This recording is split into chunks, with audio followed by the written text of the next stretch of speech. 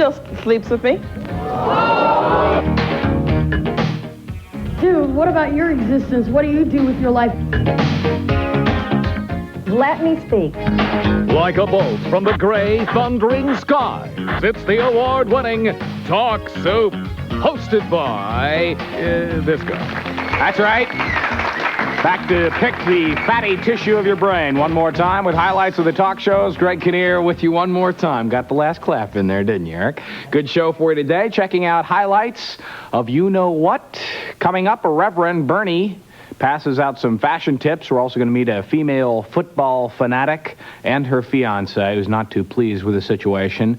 Plus, biker chicks and the men who love them. So we have a whole composite of programs for you today. First up, Chris claims his ex-girlfriend Gina cannot take a hint. Rather than find himself or herself a new man, she's been harassing him and his current sweetheart. Her name is Yolanda. Yolanda claims Gina has even slashed the tires on her car, apparently a few days ago, to make a point. In an effort to convince Gina that they want her out of their lives for once, for all, and forever, Chris and Yolanda confronted her on the Ricky Lake show. That went something like this. He still sleeps with me. No, he doesn't. No, he don't.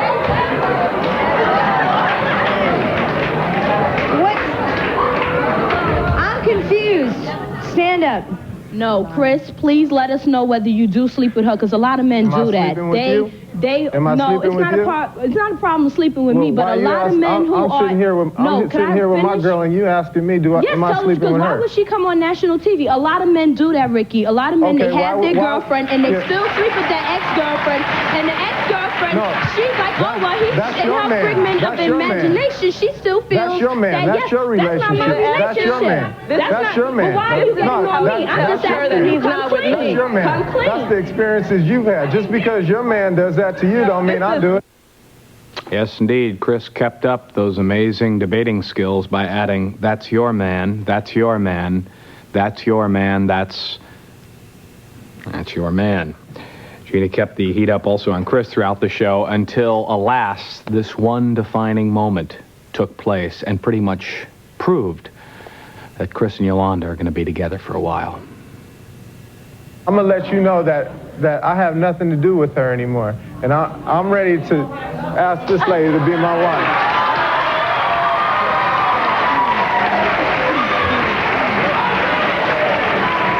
Will you marry me?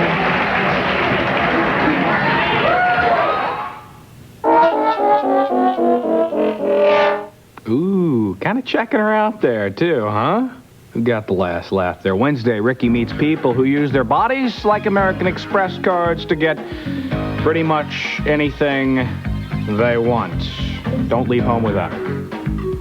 Well, 2 years ago, Diana Rosenfeld couldn't tie her shoelaces or cross her legs. She tipped the scales at a whopping 641 pounds. And frankly, she was sick and tired of being overweight. Around that time, Diana appeared on the Maury Povich show and vowed she was going to transform her body by getting in touch with the thin within. Here she is now, today, a full 433 pounds lighter. Incidentally, as you're watching this clip, you'll notice in kind of an ode to Twilight Zone, a cardboard cutout on the back of the set of the former Diana. Take a look at this. I can't believe this. I mean, this is remarkable. 2 years. That's all. A little more than 2 years. And I'm still going. I'm not finished yet. No, stop it. No, cut it off. No. I'm not there yet. Well, let's start out this way. You got on the scale this morning? No, I didn't. Yesterday? No, haven't gotten on the scale since Thursday. Okay, Thursday, what did you weigh? 208. 208. Mm-hmm. From 641 to 208. Mm-hmm.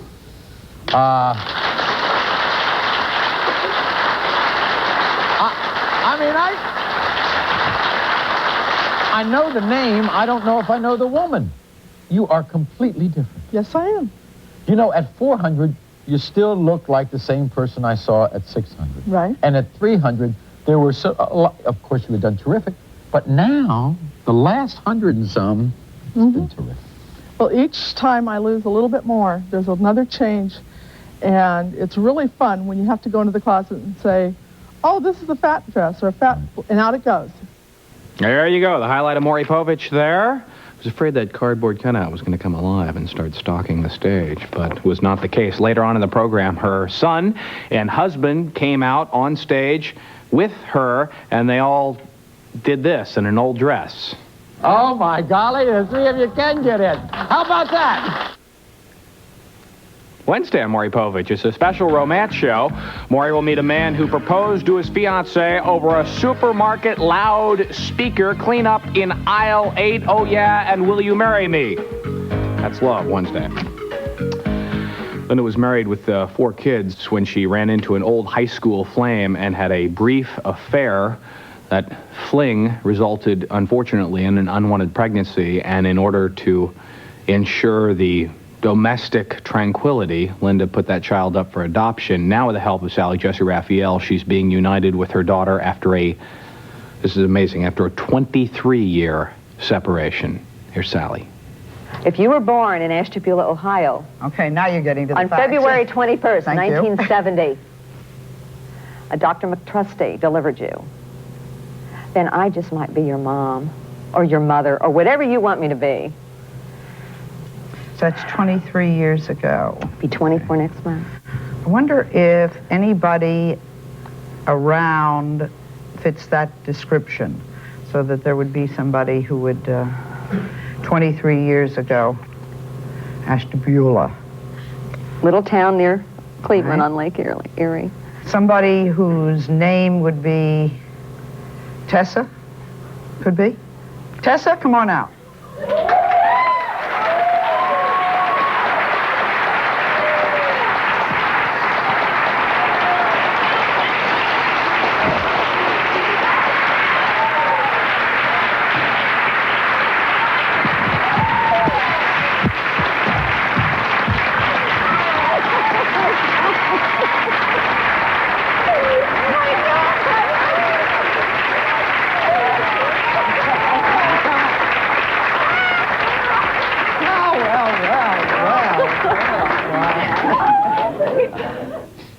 There you go, the highlight of Sally there. Would you guys get off of each other over there? All hugging and kissing in the studio. It's weird. Fellas. A woman who followed Tess on stage were her half-sisters. They all vowed to keep in touch. Wednesday on Sally. Some former guests are fixed up with viewers who wrote in asking to meet them. Will romance bloom? Tune in and find out. A lot of love. Coming up, is there anything Tanya Harding won't do to become famous? And love blooms on the line of scrimmage. Next. Looking to recruit a single Jewish male, stats tight end. That's me. First down, sincere response. Second down, response with photo. And touchdown, score date with me.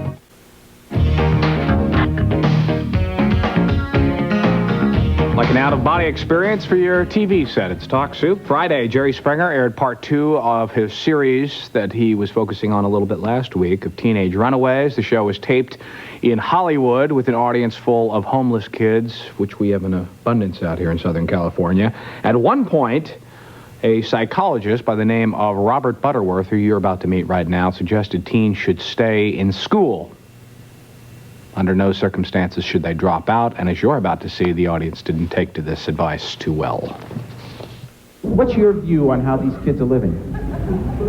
When you mix kids that are homeless on the streets with sex, drugs, and rock and roll, you get a dead-end existence. I mean, these kids are in trouble, some of them, but they're lost, and it's the blind leading the blind. What do they... What do you think? You want to stand up and say something? You want to talk? Crowd. Why? Dude, what about your existence? What do you do with your life every day? Do you go through a day-to-day struggle about how you're going to live, how you're going to survive? Do you have to go through your mind and your heart every day? Go ahead. Did you go to school? No, I don't go to school. Did you go to school? Yeah, until I found out it sucked. See?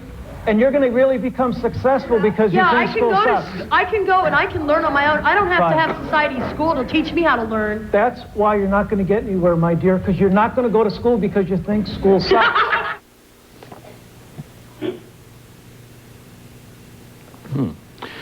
Most of the runaways featured on the show left home due to abuse. That was the highlight of Jerry. This Wednesday on his show, he'll be interviewing a woman who is now serving a 35-year jail sentence based on the accusations of one 9-year-old child.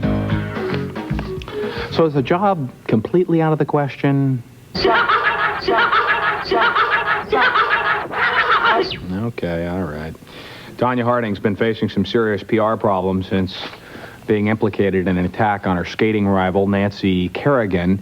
In spite of this, Vonnie Riffenrath, the head of the Tonya Harding fan club, is sticking up for her heroine.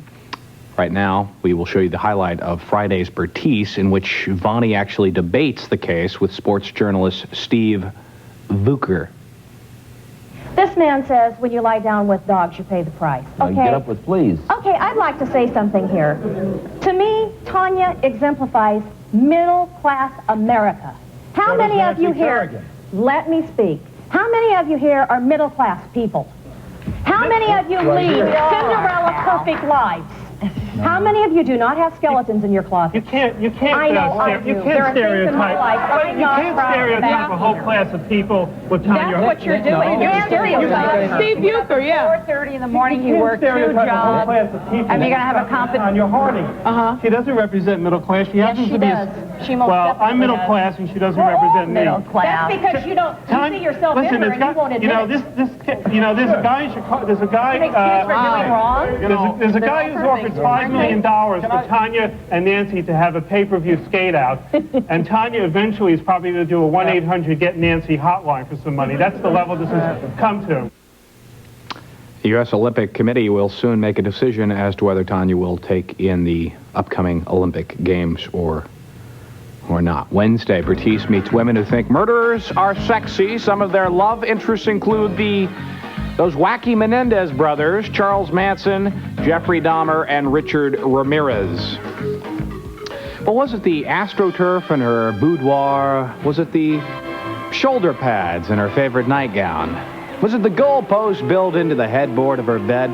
What finally, friends, convinced this guest from the Mo Show that his girlfriend was a football fanatic? Please now, just watch and learn. Just watch and learn. Have you ever tried to seduce her during a game? I started off slow, cake, candy, little kissing, holding hands. Never. Didn't work, she looked right through me. Wait until after the game. So then I started to strip. Thought that would help. Nothing. No rise out of her at all. Football, football, football. Well, how did you meet? At a football game? Actually, I wrote a personal ad. You did? And it read, looking to recruit a single Jewish male, stats tight end. That's me. First down, sincere response. Second down, response with photo. And touchdown, score date with me. And it was for fun. So now I want to hear about your second date. It was like a test for Aaron? It was a big time test. She said, set up all the ground rules. You come over, you don't touch me, you don't talk to me until commercials. It was a Raider game. There you have it.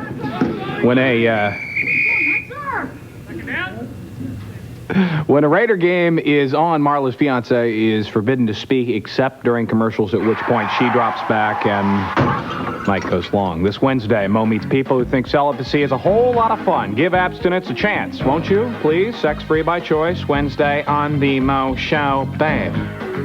When we come back, the politically incorrect gang address the State of the Union, and do the words skankish and trampless mean anything to you? In a moment.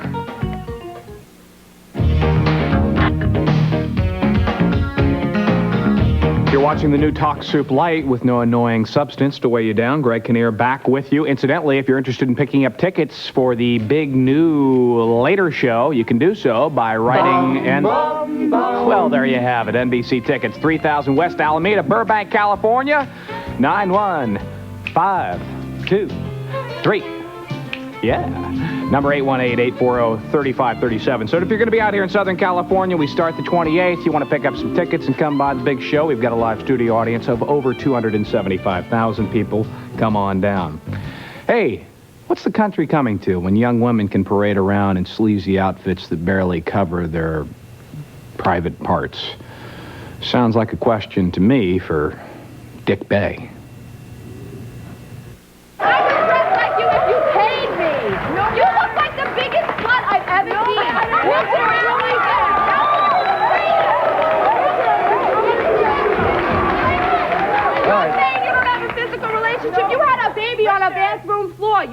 a physical relationship.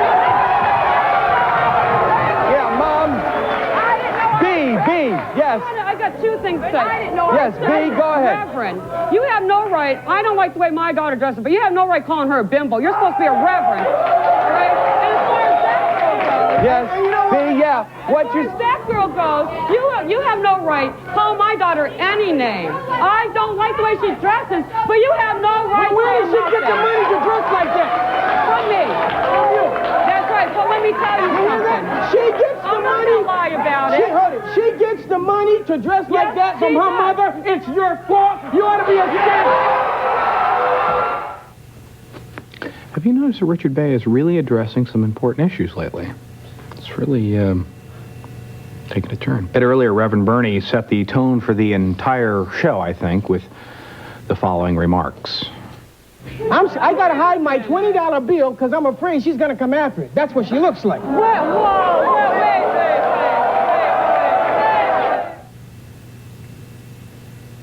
Thank you, Father.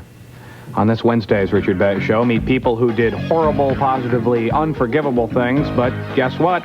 They're asking for forgiveness anyway. It'll be Wednesday on the Richard Bay program. Well, last week, Bill Maher and his politically incorrect group du jour discussed the effectiveness of labor unions, I guess. At one point, Saturday Night Live writer Al Franken, very funny guy, expressed his views on labor and his own union, which, of course, would be the Writers Guild of America. Take a look at this. We would all agree that unions served a noble purpose at one point, but I think at this point they... No, I think children really should be working.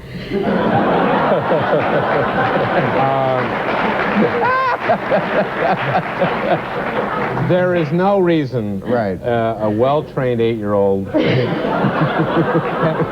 Now, I belong to a union, the Writers Guild of America, and there are some pretty tough Writers Guild goons. You cross a Writers Guild picket line and you have some pretty nasty stuff written about it. But I think there's a big future for, in all seriousness, for labor union. If let's remember, we're entering a worldwide economy, and the world is not unionized. And also, unions should get credit for the end of the Cold War. Let's not forget solidarity, and let's not, pretty funny, huh? Anyway, No. That's Al Franken, actually, when he's not being harassed by Writers Guild goons. He's writing for Saturday Night Live, very funny guy. Incidentally, we have a possible body double here with Al Franken and Stuart Smalley. Oh, that's too bad. One more highlight for you on today's show. Coming up when she's not on his bike, it's Cher and Cher alike. Coming up after this.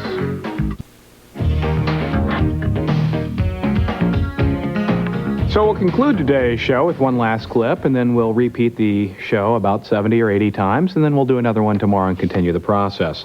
I've seen Hell's Angels on Wheels, The Wild Angels, all of your favorite biker classic films, but I have never seen anything quite like this clip from Montel. These gentlemen are the real thing, ladies and gentlemen. They're tough, and they're a little on the rugged side, and they're gritty, and their girlfriends,